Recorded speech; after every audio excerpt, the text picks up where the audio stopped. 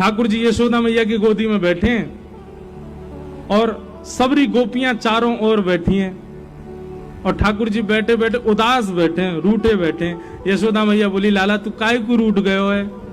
बोले, मैया मैंने जो रात को तोते कही कई बा काम को करवा दे। सब गोपी बोली, मैया कहा कही लाला ने रात को? यशोदा मैया इसकी बोली, अरे कहा बताऊं, रात में मुझे यूं करो मेरो ब्याह कराए दो। मैया अब मैं बूढ़ा है तो जा रहा हूं, मेरो ब्याह करा दो। 3.5 बरस को भयो अभी और यूं करो, मैया अब का मेरो ब्याह तू बुढ़ापे में करावेगी, अब तो मेरो उम्र हैगी, मेरो ब्याह करा दे। ऐसी ऐसी बात ने बनावे। सो एक गोपी बोली, अच्छा लाला ब्याह करेगो? बोले, हाँ करूंगो। कैसी छोरी ते करेगो? बोली, मैं ढूंढ के अपने आप करूंगो, जैसी मुंह को भावेगी बात करूंगो। तो सब गोपियों ने विनोद में कही, लाला इतनी सारी गोपी बैठी हैं यहाँ पे, तू अपने आप एक काम के ढूंढ के जो तो को बढ़िया लगे, बाकी गोद में जाके बैठ जाओ, जाके गोद में तू बैठ जाएगा भाई तो तेरे ब्याह करा देंगे। लाला बोलो, सांची? बोला, हाँ सांची। सो ठाकुर जी यशोदा मैया की गोद ते उठ गए। गोपीन के घूंघट उठा में, मैया जे तो बूढ़ी है गई, जाते ना कर रो। दूसरी गोपी के पास गई, मैया जी तो कानी है या कि तो आंख ही ना है? अच्छा है नहीं, जबरदस्ती ठाकुर जी बोल रहे हैं। तीसरी गोपी को मुंह उठा के, मैया जी तो तेज लगे मुंह को, तो घर से निकाल देगी या तो ब्याह ना कर रहा हूं मैं। ऐसी सब गोपीन के आगे घूम रहे। वहीं दूर एक बिना दांत वाली गोपी बैठी, बूढ़ी बिल्कुल 120 वर्ष की।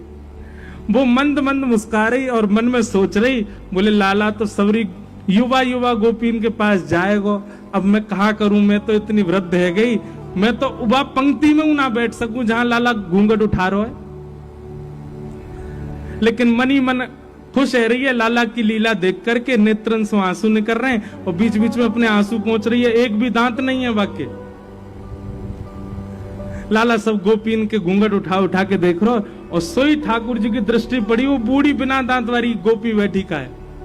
ठाकुर जी बोले, मैया तेरी बहू मिल गई, और दौड़ के गए और बिना दांत वाली वह गोपी की गोद में बैठ गए। मैया मैं तो यही तो ब्याह करूंगा।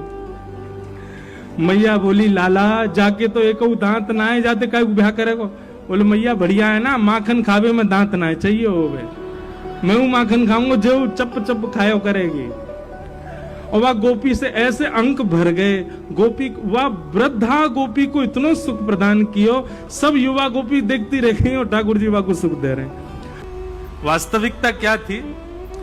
यशोदा मैया अपनी गोद में लेके ठाकुर जी को बैठी और तब से ही वो मैया यशोदा मैया को निहार रही है और कह रही है, भाग्य की कही ना जाए यशोदा, तेरो कैसो भाग्य, लाला तेरी गोद में बैठे, लाला तेरी कही सुने, लाला तेरो दुग्ध पान करे, लाला को तू जैसो सजा दे वैसो सज जाए।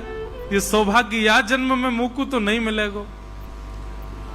वो मन में विचार कर रही, इतने में ठाकुर जी ने लीला कर दी। बोले, मुझको बहू चाहिए। इतनी सुंदर सुंदर गोपी बैठी है, ऐसी सुंदर सुंदर, वो 100 वर्ष की मैया, बाकी एक भी दांत नहीं, बाकी गोद में बैठ गए, जे मेरी बहू है। और वही के संग रहने लगे, वह जान नहीं दे। बोले, तू मेरी बहू है, अब यहीं रह मेरे संग। अरे लाला मेरे तो दांत ना है। ठाकुर जी बोले, मेरे कौन से आए, 2 ही है मेरे भी। अब ठाकुर जी जब भी निकलते हैं गोकुल में, सबसे पहले वही मैया के घर जामे और घर जाके वो गेट खटा, ए भाऊ जल्दी बाहर आ, पाम छू मेरे, तेरो खसम आयो, पाम छू ले। और बूढ़ी मैया ते पाम छुपा के तब जामे ठाकुर जी आगे। ऐसी लाल जी की मधुर लीला, सब पर कृपा कर रहे हैं। फॉलो करके कमेंट करो राधे राधे, आपके रुके हुए काम हो जाएंगे। मिलते हैं अगले पार्ट पे।